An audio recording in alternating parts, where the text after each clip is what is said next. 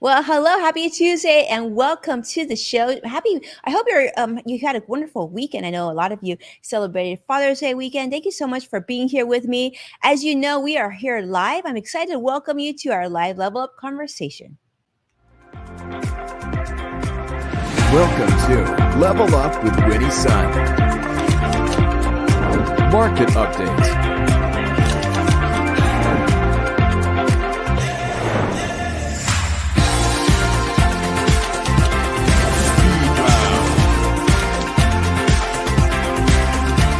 Award-winning financial pro. Get ready.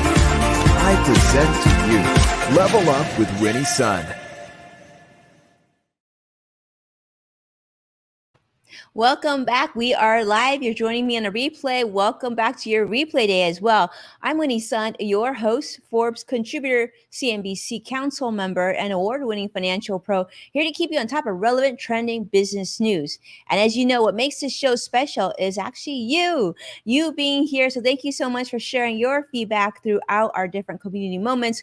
We love hearing you. And of course, don't be shy. Let us know how your weekend went and where you're joining us live today from as well. So let's start with how the market closed. And we do have some positive news. As you know, yesterday the market was closed in respect for Juneteenth. So hopefully you had a nice day with the markets being closed. But today we started off the market strong for the week. The Dow closed up 641 points.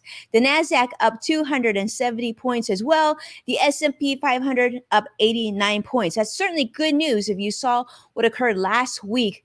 In every respect, it was a pretty awful week, right? We definitely saw what happened after the Federal Reserve indicated their increase in interest rates and their position on future interest rates, which are aggressive, strong, and will be continuing. Now, days like this, we got to say days like this, because certainly days like this, we kind of try to get our footing in the financial markets, try to figure out where things are going. I've been getting a lot of questions from many of you asking about how best to mitigate today's market, how to make the best decision for you and your family, as well as your business. Now, recession talk is absolutely everywhere. I'm sure everywhere, maybe even this weekend when you were with some friends, maybe you were talking about the recession. Well, the global economy is certainly slowing, and talk about recession now is just getting more active and more often. In fact, you may have seen on social media earlier today, there was even talk of many people such as Elon Musk talking about the recession, and other economists and other CEOs from different companies talking about the concerns of what these increasing interest rates will continue to do for those of us in the United States and abroad.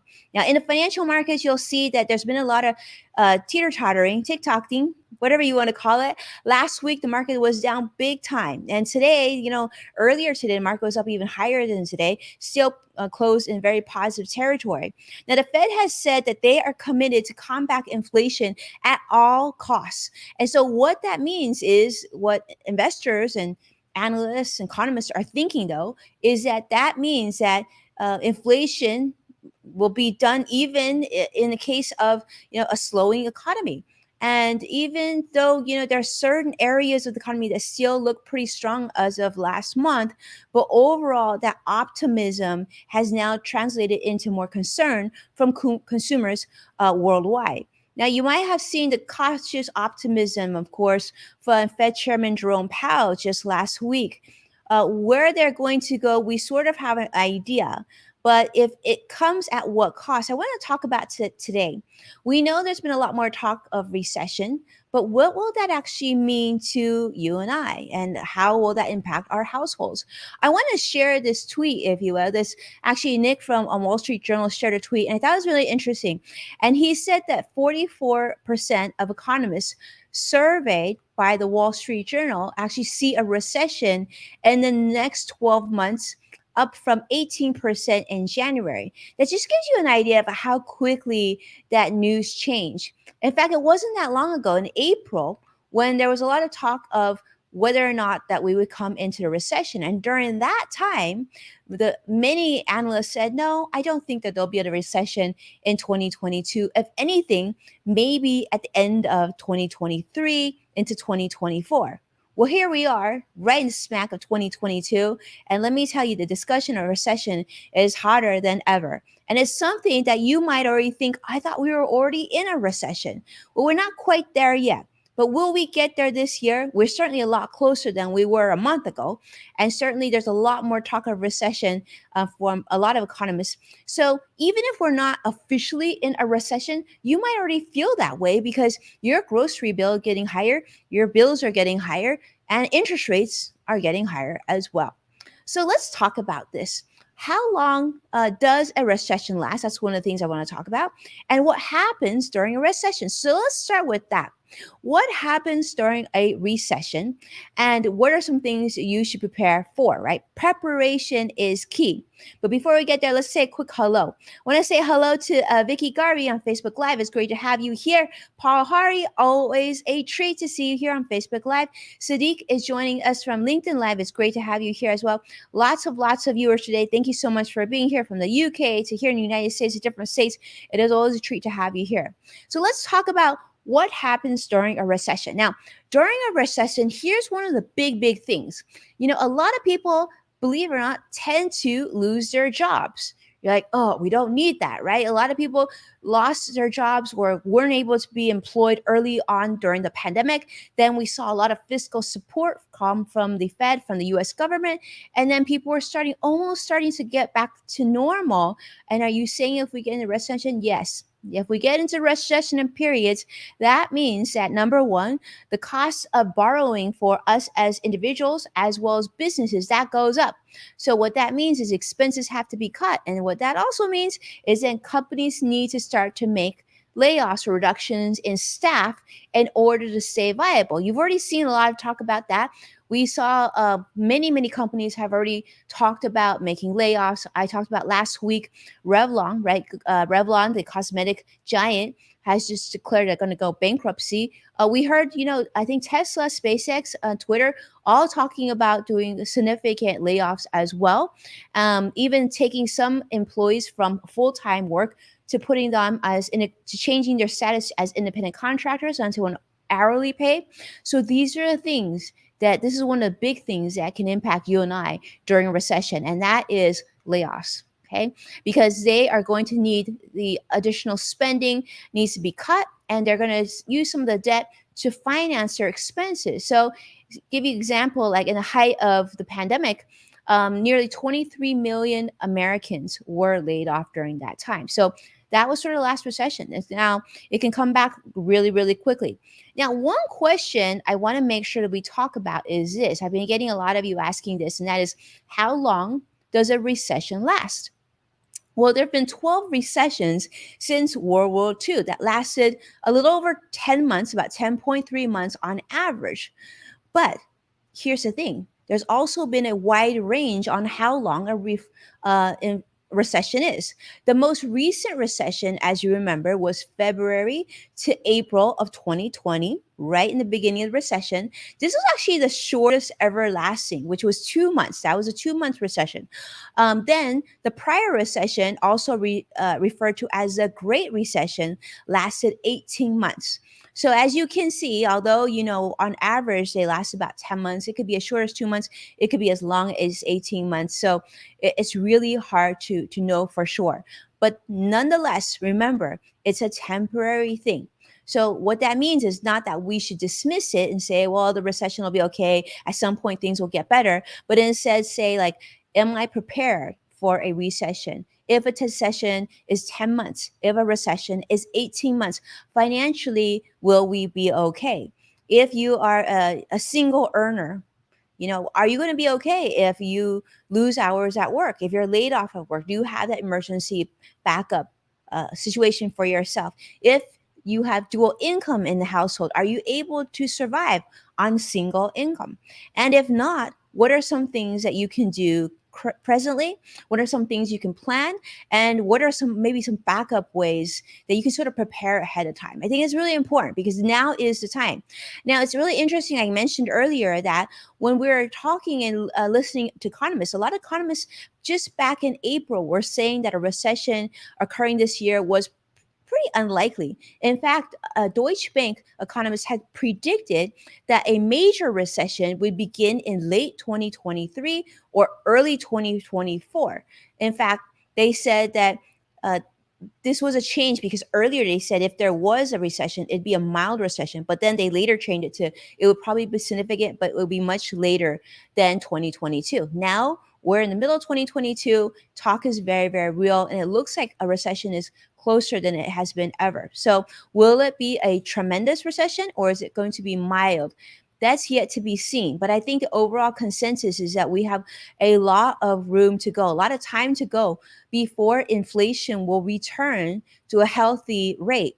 You know, the Fed's target for inflation is 2%. We're nowhere close to 2% currently.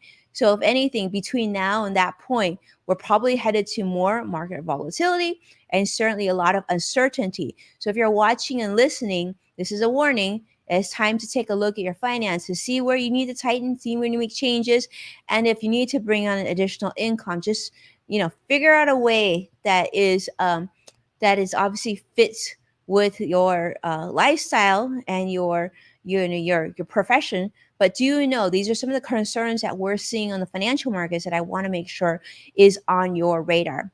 Now, we had a great question that came in this week, and that audience member submitted it to me. Thank you so much for sending that in to me. And the question is, hi, Winnie, is investing safe in the current radicalized climate because we may need to take our money? Those who don't prepare suffer. If you look at history, what do you think? Thank you. Well, thank you so much, Kathy, for submitting that question. And, I'll tell you this. Knowing that the average recession is typically 10 months, right? Now, of course, it could be as long as 18 months, or it could even be longer than that. It could be short as 2 months, which I don't think that this recession is going to be only 2 months. But if we go into a recession, right, or even in today's market where you're seeing big drops like we saw last week, well, let me ask you this. If your time horizon is long, right, and you're buying companies, you're investing in the companies that you feel comfortable owning long term, then certainly it's a lot better to buy when they're at less expensive levels than more expensive levels, providing that you're able to keep that money invested probably long term. The reason why long term is better is we know that it's very hard to predict short term. Even the best of investors, such as Warren Buffett, will tell you that he and his team typically invest long term, right? So, to answer your question, Kathy, you just said that you might need to take your money. If you need to take your money for financial reasons, then I think you answer your question right there. If you need to use some money, whether it be for retirement or a new roof on the house or a new car, or if in case you lose your job, then that money probably should stay out of the financial markets to lessen the chance of loss. Right now, if your time horizon is long, maybe you're saving for your child's education, your child's only 5 years old, or if you're only in your 20s and 30s and you're saving for retirement, I definitely think there's some good opportunities that will avail themselves in the coming weeks, as long as you're comfortable holding long term. And here's a really important point. You want to make sure you stay diversified. Don't be so concentrated in one sector or one particular stock, one particular anything, right? Make sure that you diversify that. And if you're not sure which way to go, this is absolutely not the time, I think, for many people to be DIYing their investing. I would absolutely consult a professional, talk to a financial advisor, someone very experienced. I'd actually advise that you look for someone who's been in the business more than 10 years.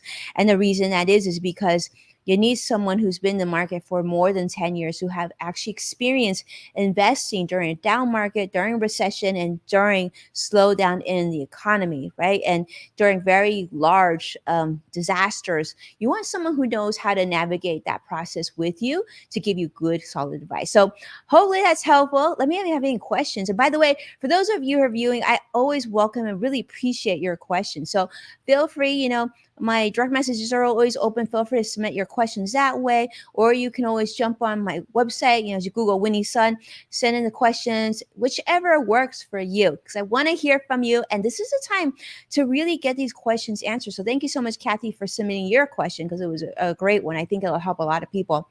Let me know if you have any questions in the meantime. And with that, we're going to have a very busy week. We have a lot of lot of new content coming out to you, as well as interviews. And I'm going to keep very close eye on the financial market, some businesses, because we want to make sure we navigate this time together.